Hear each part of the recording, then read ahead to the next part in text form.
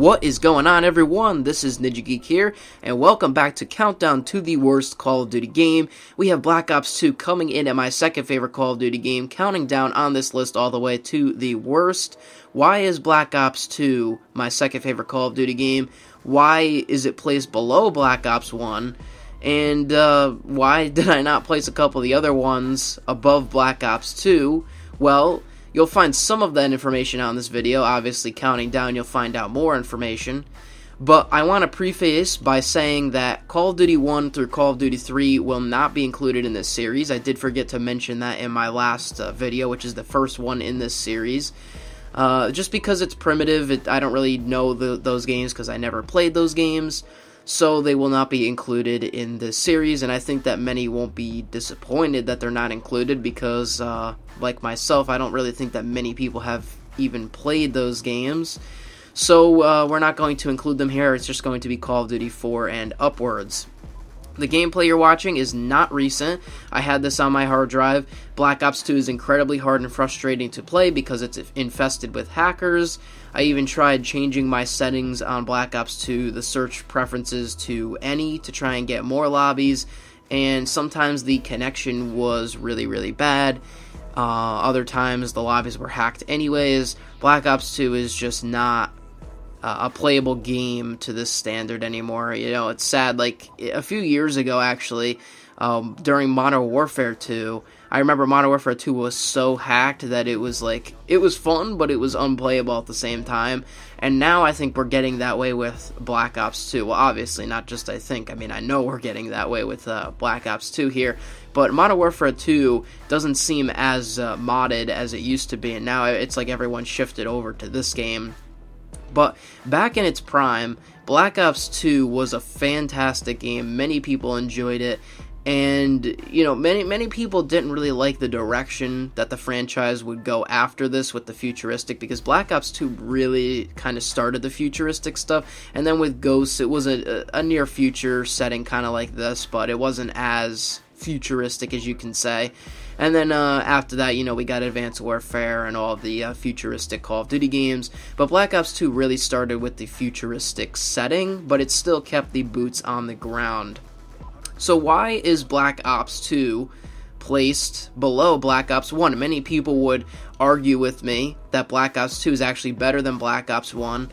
I had someone in the comments of my last video say that they prefer Black Ops 2, or they might disagree with me because they think Black Ops 2 is a better game. And while I don't agree, I can definitely indeed see their point and their reasoning why. Because Black Ops 2, it's just for many people their favorite game. Maybe it's the one that they started out with, so that's why it's their favorite or the best they think in their opinion. Just like how I agree that Black Ops 1 is my favorite Call of Duty game because that's the one that I started out with. Well, technically, I started out with Modern Warfare 2, but I only played campaign. I didn't have online capabilities in that game. So I didn't play that during its prime. I wish I did, though. I definitely wish I played Modern Warfare 2 during its prime, but I did not, unfortunately. Black Ops 1 was the first Call of Duty experience that I had. But besides that, Black Ops 2 features the same greatness that Black Ops 1 features during the campaign. It's like a continuation of the story, obviously, because, you know, it is Black Ops 2, so it makes sense. And the campaign, again, was fantastic. You know, another hit from Treyarch. The zombies in this game I want to talk a little bit more about, because Black Ops 2 is really when I got into zombies. Zombies is fantastic in this game. I mean, the maps, I think, in my opinion, are better than the ones in Black Ops 1. Kino is a good map, right? It's a great map. 5, I mentioned, is a decent. It's okay. I think it's like a little below average. It's kind of hard to kind of figure out what you're doing, but the Black Ops 2 maps, you had Town. Town obviously is my favorite, one of my favorites from Black Ops 2.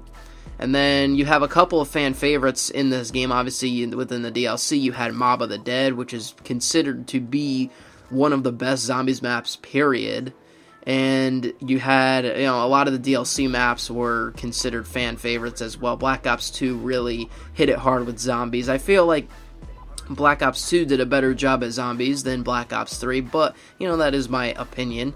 my favorite zombies map of all time has to be 100% Buried. Now, I know many people would argue, and you can sit here and have a whole discussion about Mob of the Dead and how Mob of the Dead is better than Buried. Mob of the Dead is very excellent. You know, I'm not going to sit here and say that it wasn't, because it obviously it was. It was a very... it was a great map, you know? A great map. Just thinking about it brings back all the nostalgia into my brain.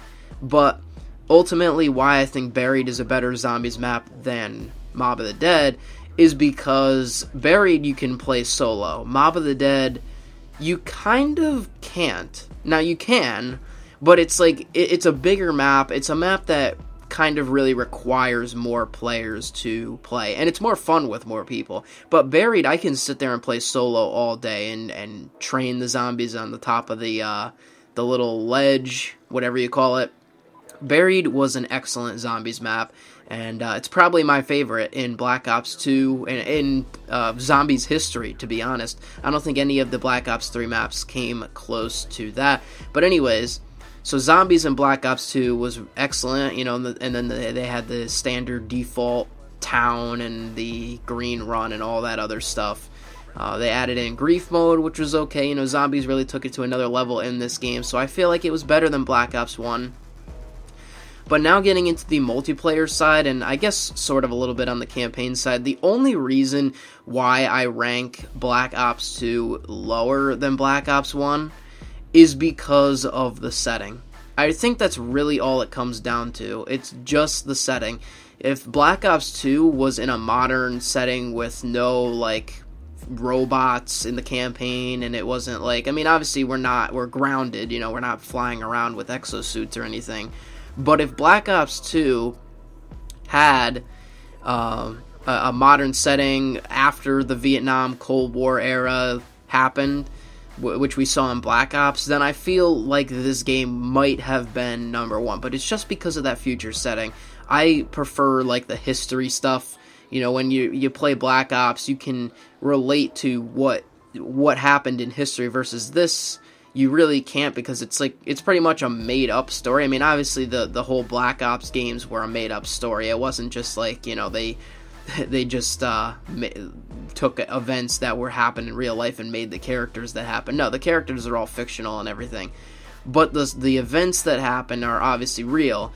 And, well, for the most part, like, probably like 99% of the events in Black Ops were real. But Black Ops 2 obviously was just taking on that story and creating one, because 2025 hasn't happened yet. And I feel like if they made a modern game, like a modern warfare shooter in the exact time that we were in, I would have liked it a little bit better, and it might have even come in number one. But that's really all it comes down to. But Black Ops 2, fantastic multiplayer. Obviously, the map that we're playing on now is Raid. The streaks are fun.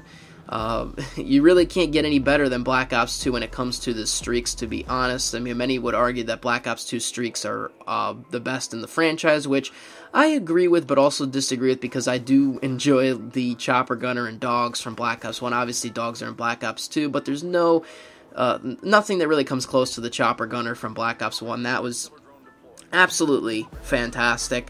Like I said before, you know, going back to the maps, you had Nuketown again, which we discussed in Black Ops 1, in the Black Ops 1 video. You know, Standoff, Slums, excellent maps that would be excellent to return in any Call of Duty game that did, I don't think most of them returned. Actually, no, Raid returned in Black Ops 3, but that's all I can remember. Oh no, Standoff returned in Black Ops 3, I believe. I'm trying to remember off the top of my head. But those maps were absolutely fantastic in Black Ops 2. You know, of course you had some of the bad ones, but Black Ops 2, very, very excellent when it comes to the multiplayer, and that's why I rank it here. You know, number 2 on my list. But that, like I said, the only reason why is because of the near future setting versus a modern setting that hopefully Black Ops 4 will be. And also, Black Ops 2 had the pick 10 system and the score streak system versus the old created class system and the kill streak system. Personally, on score streaks, I prefer kill streaks. Kill streaks are just much better, in my opinion. That's probably why I like Black Ops better than Black Ops 2. But the created class system, I absolutely love the Pick 10 system, and obviously it's coming back for Black Ops 4. That's it for this video. Let me know your thoughts down below. This is NinjaGeek. I'll see you on the next one. I'm out, and peace.